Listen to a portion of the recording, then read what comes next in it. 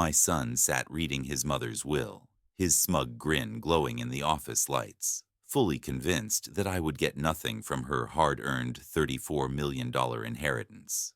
But as the attorney read a sentence, everything in that quiet Wyoming room turned upside down. The smile instantly disappeared from Dustin's face, and he began shouting so loudly that the walls of the office shook, as if caught in a prairie windstorm. You wouldn't believe what Brianna left me, or the heartfelt reason why it changed our lives forever. Before we continue this tale of betrayal turned justice, hit subscribe and let us know where you're watching from, the open plains of Wyoming or the sunny coast of Florida. Join us for a story that will make you think about family, forgiveness, and the surprises life has in store for seniors. Jerry Flores was just an ordinary man, 65 years old now, living out his retirement in a cozy but cramped 800-square-foot apartment on the edge of Rock Springs, Wyoming, a town where the wind whistles through the wide streets and folks still know their neighbors by name. His days were filled with the simple rhythms of life that many over 55 can relate to. Brewing a pot of strong black coffee in the morning, tinkering with his old tools in the garage, and dealing with the little annoyances that come with getting older, like the automatic sprinkler system he'd installed last month to keep his small patch of lawn green in the dry Wyoming summer. But that sprinkler had a mind of its own, with one loose joint that sent water spraying over the property line every third day or so, flooding his neighbor Mrs. Eleanor's prized begonias and earning him a daily earful through the thin apartment walls. It was a Friday in May 2025, the kind of gray, chilly day that reminds you Wyoming's springs can feel more like extended winters, when Jerry's routine was shattered. He was in his kitchen, scraping the last bit of oatmeal from a bowl, when the coffee cup slipped from his fingers, crashing against the linoleum floor in a spray of shards and hot liquid.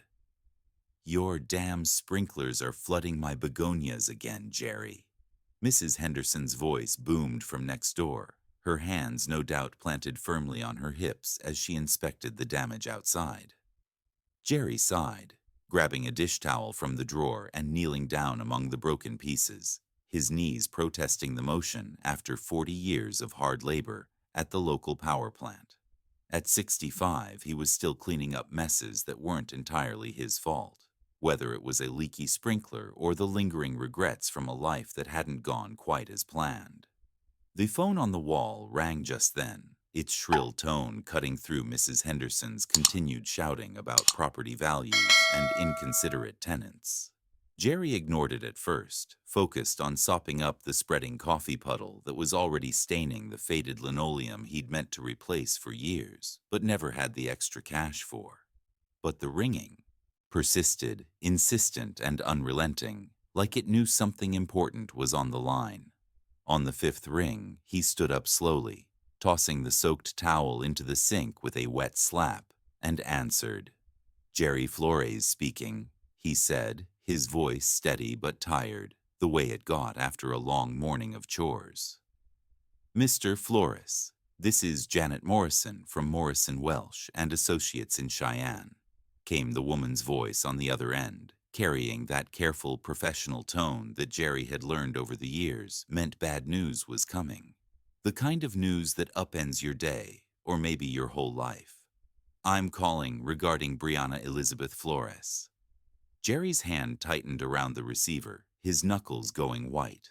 Nobody had called his ex-wife by her full name in his presence for 15 years, not since the divorce papers had been signed and their lives had split like a forked road in the Wyoming prairie.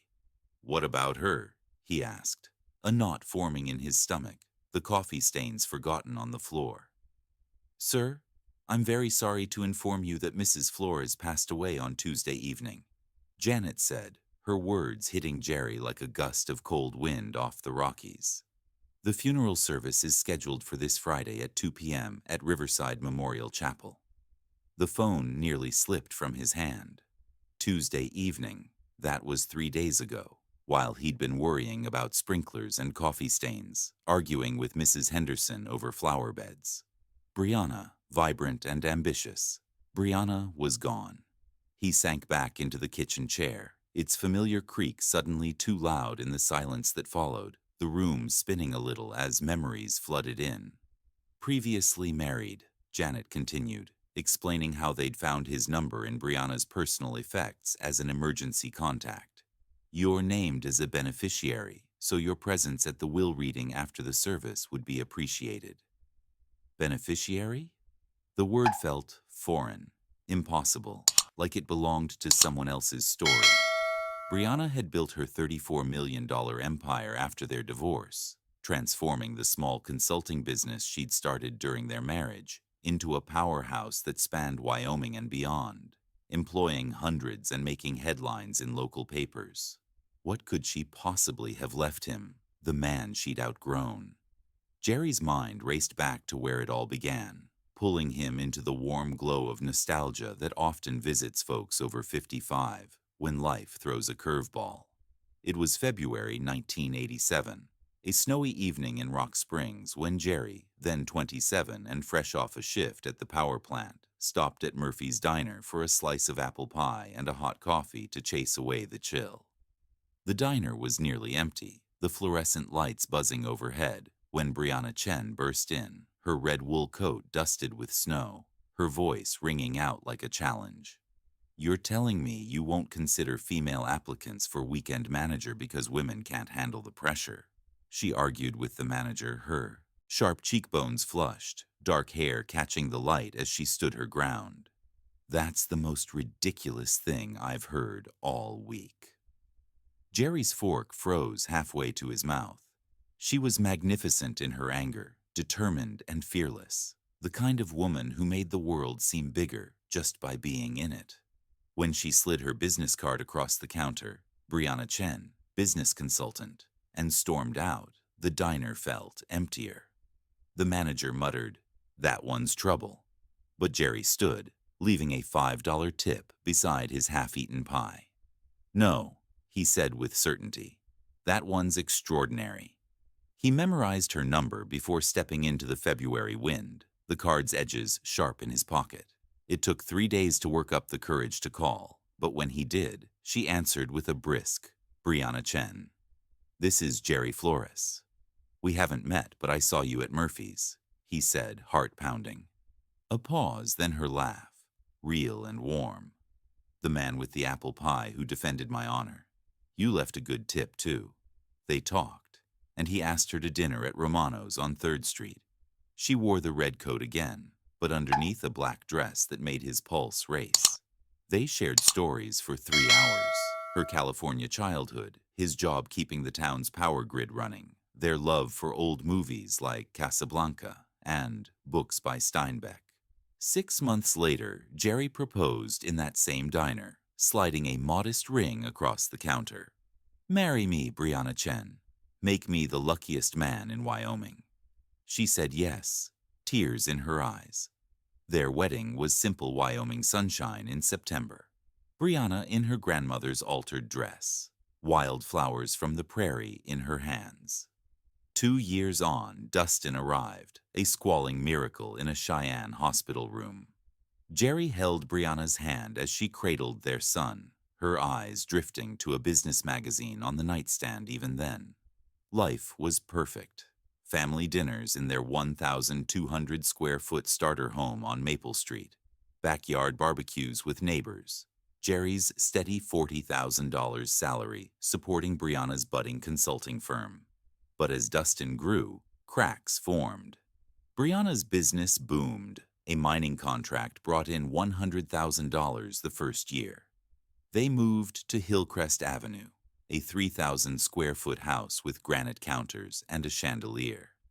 Dustin got a $5,000 computer at 7, designer clothes, private lessons. Jerry suggested simpler things, fishing trips, homemade cakes, but Brianna laughed. The future belongs to kids who think digitally. Entertaining became corporate.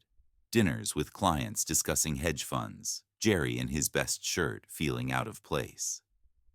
"Jerry works at the power plant," Brianna would say, her tone apologetic.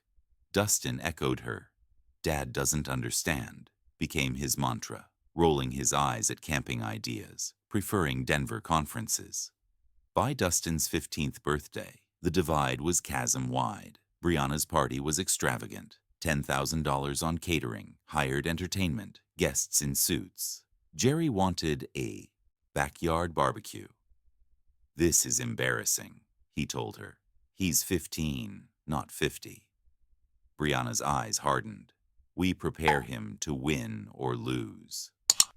The party succeeded, but Jerry saw Dustin alone by the pool, lost amid the sophistication, a glimpse of the boy beneath the groomed air. That marked the slow unraveling. Brianna's 100-hour weeks, canceled vacations, Dustin's contempt for Jerry's mediocrity.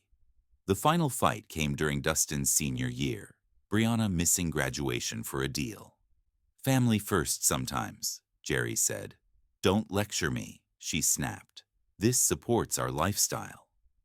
The divorce followed, Brianna's lawyers leaving Jerry the Maple Street house, $150,000 value, and $50,000. She got the empire, Dustin's loyalty.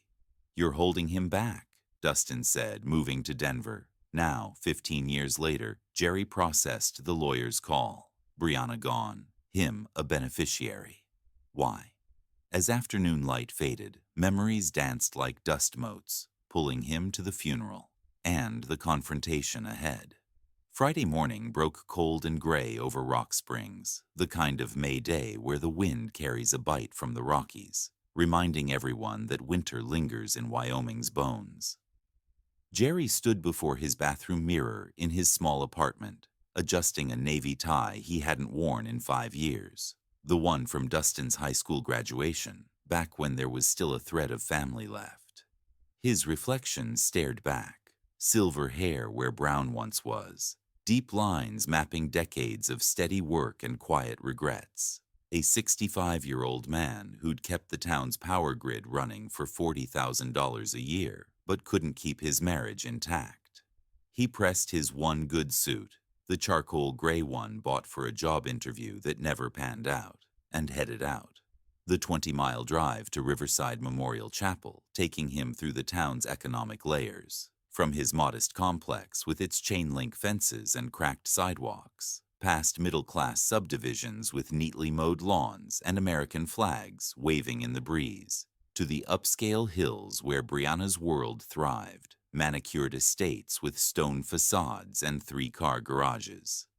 The chapel sat proudly on a hill overlooking Rock Springs, its Gothic architecture a symbol of permanence and prosperity. The parking lot filled with luxury vehicles, sleek Mercedes sedans, shiny BMW SUVs, a few electric Teslas that cost more than Jerry had made in his best year at the power plant. He parked his 15-year-old Honda Civic between a Lexus and a Cadillac, the contrast making him feel like an intruder at a high society event he hadn't been invited to. Inside, the chapel exuded wealth, polished mahogany pews gleaming under soft lighting, stained glass windows casting colorful patterns on the floor, floral arrangements of lilies and roses that must have cost thousands, arranged with the precision of a professional designer. At least 200 people filled the space, their conversations a low hum of respectful mourning blended with subtle business networking. The air thick with expensive perfumes and the faint scent of fresh-cut flowers. Jerry slipped into a back pew, hoping to blend into the shadows, his heart pounding with the weight of memories and the fear of confrontation. He recognized some faces from the old business dinners Brianna had hosted during their marriage. Potential clients and associates who'd discussed market shares over $50 stakes, while Jerry sat quietly, feeling out of place in his off-the-rack shirt. But most were strangers from Brianna's post-divorce empire, people who'd known her as the visionary CEO, not the young woman in a red wool coat arguing for equality in a small-town diner. Whispers followed his arrival like ripples in a pond, heads turning discreetly. A woman in an expensive black suit nudged her companion, pointing Jerry's way. "Her ex-husband," she murmured, loud enough for him to hear. "Can you believe he showed up after what he put her through?" "Held her back for years, they say." The gossip stung, fragments drifting to him like smoke. Took half her assets in the divorce, even though he contributed nothing. Poor Brianna, married to a man who couldn't keep up. Jerry had heard versions of this narrative before, twisted over the years into a simple tale where he was the villain, the anchor that had nearly drowned her ambitions. He'd learned not to fight it. People needed their stories to make sense of the world, and in Brianna's circle, success was the only measure that mattered. He stared at his hands, calloused from years of fixing wires and circuits, keeping the lights on for thousands in Rock Springs, and wondered if that counted for anything here. "Dad?" The voice cut through the chapel's murmur like a knife through butter, sharp and accusing. Jerry looked up to see Dustin striding down the aisle, his face a mask of disbelief and barely controlled anger. At 37, Dustin had inherited Brianna's sharp features and commanding presence, his tailored suit fitting like it was made for him, probably $2,000 worth of fabric, complete with an expensive watch glinting under the chapel lights and a haircut that screamed executive boardroom. Success radiated from him like heat from a summer pavement, the confident posture of someone who'd never doubted his place in the world, groomed from childhood to take over his mother's empire. "What are you doing here?" Dustin demanded, his voice carrying across the chapel, turning heads and silencing conversations in a ripple effect. Jerry stood slowly, meeting his son's gaze, the air thick with tension. "I came to pay my respects," he said, voice steady despite the knot in his throat. "You lost the right to do that 15 years ago?" Dustin snapped, stepping closer, close enough that Jerry could smell his sophisticated cologne, aggressive and overpowering, like everything about him. "She wouldn't want you here. You're not family anymore."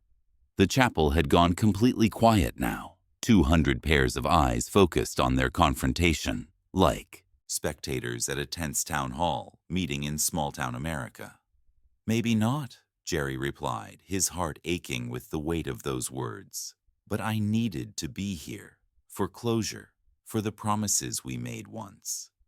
Dustin's eyes flashed with fury. "For what? To ease your conscience?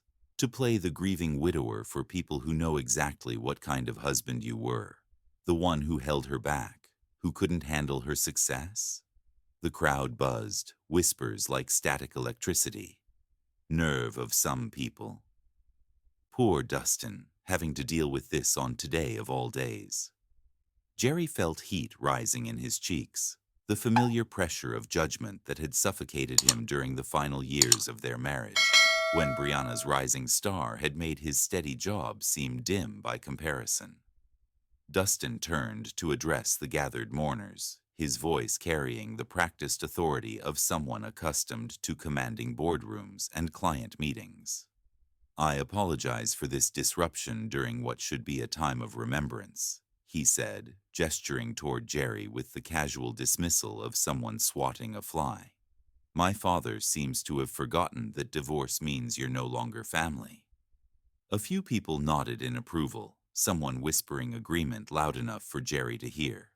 "For those who don't know," Dustin continued, warming to his theme like a prosecutor addressing a jury, "this is Jerry Flores, the man who spent 22 years holding back one of the most brilliant women this town has ever produced.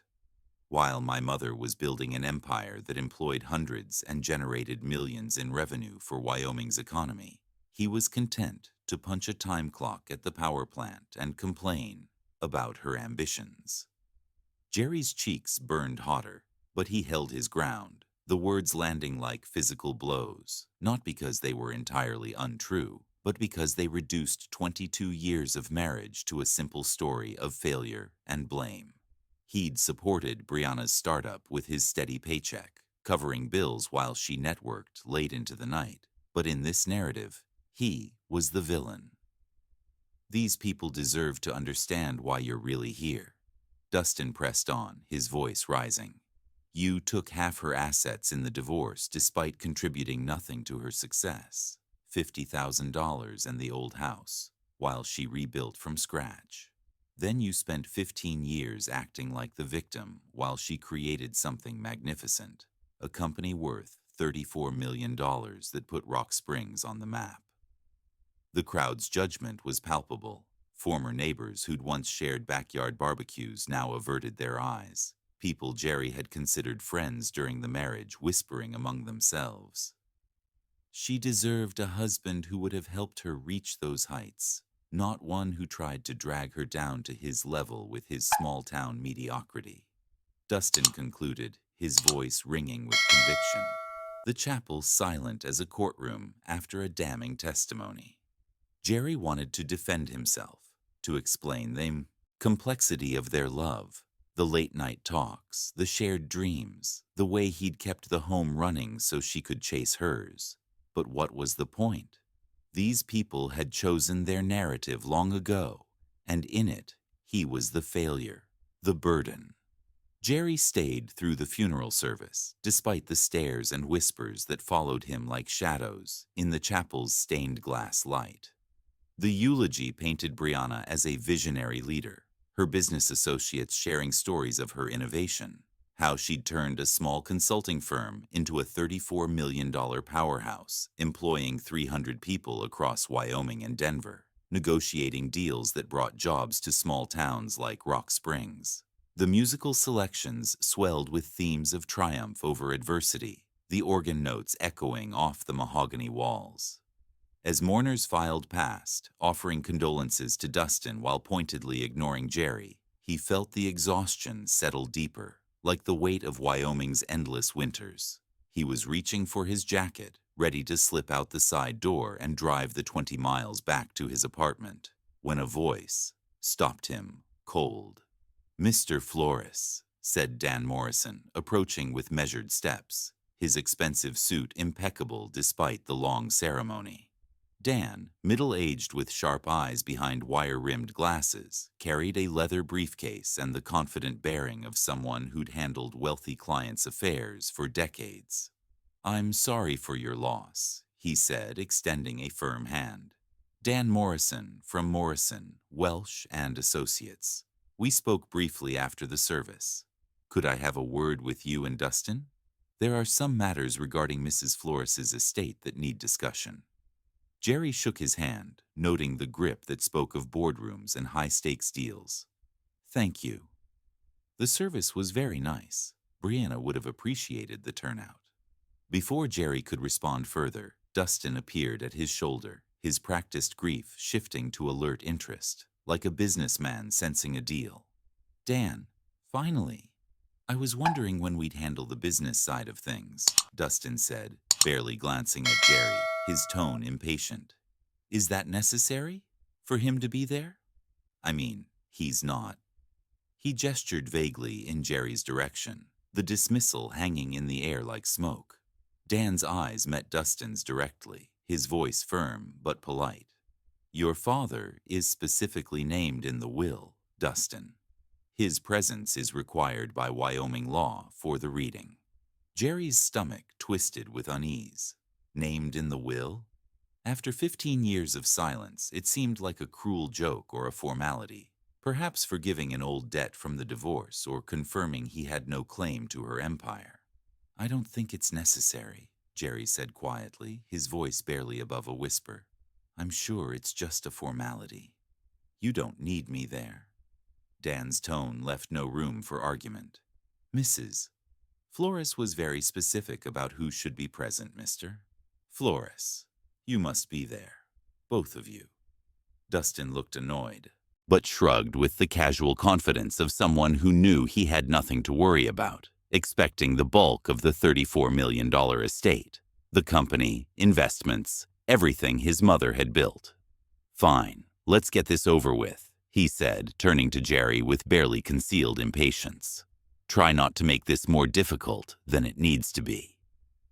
The 3-block walk to Dan's office took them through downtown Rock Springs, past the old brick buildings that had stood since the town's coal mining days, now housing coffee shops and law firms.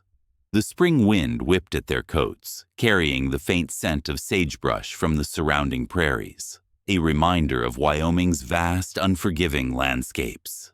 Dan maintained professional small talk, comments on the unpredictable May weather, the impressive turnout at the service, the way Brianna's legacy would endure in the community. Carefully neutral observations that revealed nothing about what awaited them. Jerry walked in silence, his mind racing through the past, questioning why Brianna would include him at all. Had she been sick for longer than anyone knew?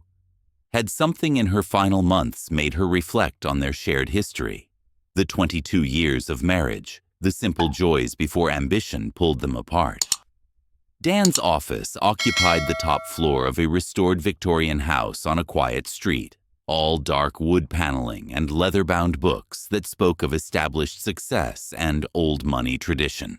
Certificates from prestigious law schools lined the walls, interspersed with photographs of Dan shaking hands with local dignitaries and business leaders. The kind of place Brianna would have chosen for her affairs, prestigious but not flashy, successful yet respectful of Wyoming's frontier roots. "Please have a seat." Dan gestured toward two leather chairs positioned in front of his massive mahogany desk, the kind that could seat a family dinner but was used for signing life-changing documents. Dustin claimed the chair closest to Dan, leaving Jerry the one slightly to the side, which felt fitting, peripheral, just like his role in Brianna's later life. Jerry shifted in the chair, the leather creaking under him, his hands clasped tightly in his lap as memories flooded back. He thought of the divorce proceedings 15 years ago, a grueling 6-month battle in a Cheyenne courtroom where Brianna's lawyers had been efficient and devastating.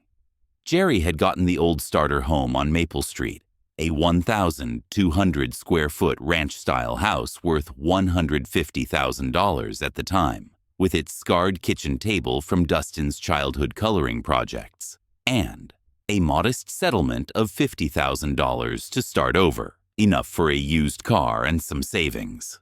Brianna had kept everything else. The $800,000 Hillcrest Avenue house with its granite kitchen island and crystal chandelier, the growing consulting firm that would become a $34 million empire, and most painfully, Dustin's unquestioned loyalty. "You're holding him back too," Dustin had said, during one of their last conversations, packing his bags for Denver to join his mother's company, leaving Jerry alone in the empty house with boxes of memories. Now, sitting in Dan's office, Jerry felt the weight of those years. The lonely holidays spent with a TV dinner while Dustin and Brianna celebrated in luxury. The car repairs he'd done himself to save $2,000 on a new transmission. The vacations skipped to stretch his retirement savings. Why was he here? What could Brianna possibly have left him? A token item, like the business card from their first meeting, or perhaps nothing but a final message of closure. Dan settled behind his desk, opening a thick file folder and extracting several legal documents with the careful precision of someone who'd performed this ritual countless times before. The afternoon light slanted through tall windows, illuminating dust motes that danced like tiny spirits in the suddenly quiet room. The antique clock on the bookshelf ticking steadily, each second amplifying the suspense. "Before we begin," Dan said, adjusting his wire-rimmed glasses, "I want to express my condolences again. Brianna was not only a valued client, but someone I considered a friend. Her loss is deeply felt by everyone who knew her." Dustin nodded solemnly, his hands folded in his lap like he was at a board meeting. Jerry remained silent, unsure what response was expected from an ex-husband who'd been erased from her life. Dan lifted the top document, several pages bound with a blue backing, and cleared his throat. "This is the last will and testament of Brianna Elizabeth Flores, executed on March 15, 2024, and properly witnessed according to Wyoming state law. The will supersedes all previous wills and codicils, only 14 months ago." Jerry wondered what had prompted the update. Had Brianna sensed her time was short, or had a life event made her reconsider everything? The will confirms that Mrs. Flores was of sound mind and disposing memory when these documents were prepared, and that she was under no undue influence or coercion. Dan continued, his voice carrying the formal cadence of legal proceedings, each word carefully enunciated as if to ward off future disputes. Dustin leaned forward slightly, his hands clasped tighter, anticipation gleaming in his eyes, a man preparing to claim his inheritance, to step fully into the empire his mother had built, with contracts worth millions and deals that shaped Wyoming's energy industry. Jerry braced himself for whatever small mention awaited him, his mind already planning the drive back home, where he'd pour a glass of cheap whiskey and toast the woman he'd loved and lost. But as Dan turned the page, Jerry felt a shift inside, a quiet determination born from years of being underestimated. He'd endured the funeral's humiliation, the whispers, Dustin's public trial. He wouldn't run now. Whatever Brianna had left, he'd face it. Not for the money, but for the closure. The final word in a story that had defined his life. The clock ticked louder, the dust motes swirling faster, as Dan prepared to read the bequests that would change everything. Dan lifted the will's second page, his wire-rimmed glasses catching the slanting afternoon light from the tall Victorian windows, casting shadows across the mahogany desk like bars in a prison cell. The room felt smaller now, the air thicker with unspoken expectations, the antique clock's tick amplifying the tension like a countdown to an explosion. "I hereby make the following specific bequests," Dan read, his voice steady and deliberate, each word dropping into the silence like pebbles into a deep well. "To my beloved son, Dustin Michael Flores, I leave the family home at 847 Hillcrest Avenue, along with all furnishings, artwork, and personal property contained therein, valued at approximately $800,000. Dustin's lips curved into a satisfied smile, his posture relaxing as if a weight had been lifted, his hands unclenching from the armrests. The Hillcrest house was a gem, a 3,000-square-foot colonial with panoramic mountain views from the wraparound porch, granite counters in the kitchen, and a home office where Brianna had closed deals worth millions. It was perfect for Dustin's lifestyle, hosting business associates with wine tastings and networking dinners under the crystal chandelier. Additionally, Dan continued without pause, turning to the next line, "I bequeath to Dustin the sum of $500,000 to be transferred from my primary investment account within 60 days of probate." Dustin nodded, his smile holding, but a flicker of uncertainty crept in around the edges, like clouds edging a Wyoming blue sky.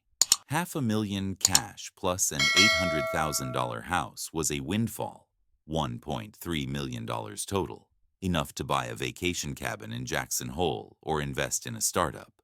But Brianna's full estate was $34 million, built from her consulting firm that spanned energy contracts across the state. Where was the company? The stocks? The real estate holdings? Dustin leaned forward further, his voice breaking the silence. "That's wonderful, of course," he said, trying to mask the edge in his tone. "But what about Mom's business interests? The company? The portfolio?" Dan's expression remained professionally neutral, his fingers tracing the document as if to buy time. "I'm continuing with the specific bequests, Dustin. Please allow me to finish reading the relevant sections." He turned the page, his tone shifting subtly, a hint of gravity entering his voice that made Jerry's stomach tighten with anticipation. The dust motes danced faster in the light, the clock's tick louder, as Dan prepared the words that would upend everything. "The will contains additional provisions that address the disposition of Mrs. Flores's remaining assets, which constitute the majority of her estate, the company, investment portfolio, and several other significant holdings." Jerry felt a flutter of confusion. Why was he still here? This was family, business, Dustin's inheritance. But Dan's eyes met his directly for the first time, a mixture of sympathy and professional obligation in his gaze, as if he knew the storm about to break. "To my former husband, Jerry Michael Flores," Dan read, his words falling into the quiet office like stones into still water, rippling out to shatter the calm. I bequeath the sum of $33.5 million to be transferred from my primary investment accounts and securities portfolio. The room tilted sideways, the air sucked out as if by a vacuum. Jerry's mouth fell open, a physical reaction he couldn't control, his breath catching in his chest like he'd been punched. $33.5 million? The number was so astronomical it didn't seem real, belonging to the world of oil barons and tech moguls, not a retired power plant worker from Rock Springs who worried about $200 grocery bills. His mind reeled, flashing to his modest life. The apartment rent, the used Honda, the years of scrimping after the divorce. This couldn't be right. Additionally, Dan pressed on, his voice cutting through the shock like a lifeline. I transfer to Jerry Flores controlling interest in Flores Consulting Solutions, including all subsidiary companies, real estate holdings, and business assets. This transfer includes 65% ownership of all corporate entities and appointment as chairman of the board of directors. The words hung in the air like smoke from a wildfire, thick and choking. Jerry couldn't breathe, the office spinning as the impossibility sank in. Controlling interest in Brianna's empire, the company he'd watched her build from a home office to a $200 million powerhouse, the one that had driven the wedge in their marriage, making him feel small and inadequate. She was giving it all to him, the man she'd divorced, the one Dustin called a failure. Dustin shot to his feet so abruptly his chair rolled backward and struck the wall with a thud that echoed like a gunshot. "What did you just say?" he screamed, his face draining of color before flushing red with rage, his blood surging in confusion. "This is impossible." She couldn't do this. He whirled on Jerry, his eyes blazing with disbelief and fury, pointing a shaking finger. "What did you do? How did you manipulate her? You must have gotten to her somehow. Convinced her when she was sick, when she wasn't thinking clearly." "There must be some mistake," Jerry managed, his voice barely a whisper, still trying to process the surreal numbers. "Did you say $33.5 million? And the company?" Dan's tone remained calm, unflappable. "Yes, Mr. Flores. No mistake." Brianna reviewed every word multiple times. These are her exact wishes. Dustin's voice rose to a near shriek, slamming his palm against Dan's desk and sending papers scattering like leaves in a Wyoming storm. "This is fraud, criminal fraud. She was coerced, mentally compromised. There's no other explanation." "I haven't spoken to your mother in 15 years, Jerry said weakly, his hands trembling on the armrests. "Liar!" Dustin shouted, his face contorted, veins bulging in his neck as years of resentment boiled over. "Nobody gives away $33 million to an ex-husband for no reason. You orchestrated this, got to her when she was vulnerable, scared, dying." The accusations flew like arrows, each one piercing Jerry's shock, but Dan cut in with authority. "I assure you, Mrs. Flores was of sound mind, confirmed by thorough psychological evaluations specifically to prevent any challenges like this. Dustin's rage peaked, his screams echoing off the office walls. Why? Why would she do this to me? I was everything she wanted, worked for her company, lived her life. Dan reached for a manila envelope, Brianna's familiar handwriting scrawled across it. Personal message. She left this to explain, he said gently, opening it with care. It's for both of you.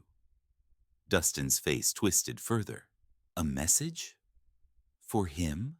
She cut me out of everything that mattered. The company I helped build? Dan began reading, his voice softening as Brianna's words filled the room. My dearest Jerry, if you're hearing this, I'm gone. And you're probably wondering if the world's lost its mind. I can picture your face, that confused but polite expression, like when I'd rearrange our living room furniture without warning. Jerry's eyes stung with tears, a faint smile breaking through the shock. Brianna had captured him perfectly. I know this inheritance shocks you. You deserve every penny, and I'm going to tell you why. I never stopped loving you, not during our worst fights, the divorce, or these 15 years of stubborn silence. You tried to save us, Jerry. You begged me to find balance, to remember love over ambition. I was too proud, too afraid to listen. The letter turned to Dustin, his head snapping up. My beautiful, brilliant boy, I know you're furious. You're not ready for this. Not yet. You've lived in my shadow, accepting benefits without responsibility, hating your father for crimes he didn't commit. Dustin made a wounded sound, rage cracking into pain. Jerry taught me integrity, the strength that doesn't need cruelty. I forgot that when I chose business over love. Dustin, learn to build something yourself. Learn to value people over profit. Forgive your father. He's a good man.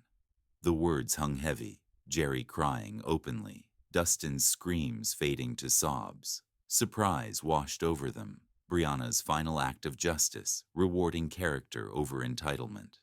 The office fell into a profound silence as Dan folded Brianna's letter back into its envelope, the cream-colored paper now heavy with her final words. Jerry held it against his chest, tears drying on his cheeks as the magnitude sank in. Not just the $33.5 million and 65% control of a $200 million company, but the restoration of his worth in her eyes, a gift more valuable than any fortune. Dustin broke the quiet first, his voice low and trembling. This isn't over, he said, gathering his coat with shaking hands. The fire in his eyes dimmed to embers. I can contest it. Mental incapacity, undue influence, fraud.